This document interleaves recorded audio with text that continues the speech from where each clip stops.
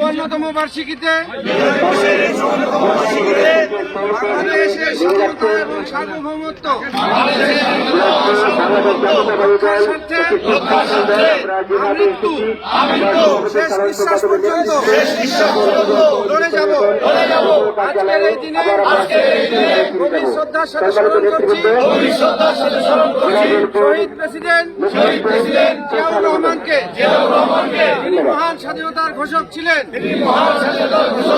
আমরা দোয়া করছি দেশনেত্রী বেগম খালেদা জিয়ার পরিপূর্ণ সুস্থতার জন্য।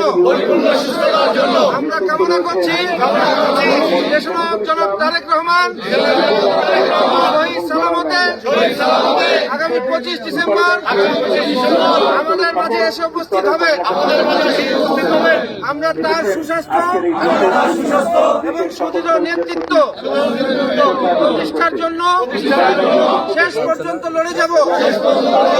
আমরা তার সুস্বাস্থ্যের জন্য মহান আল্লাহর দরবারে দোয়া কামনা করছি।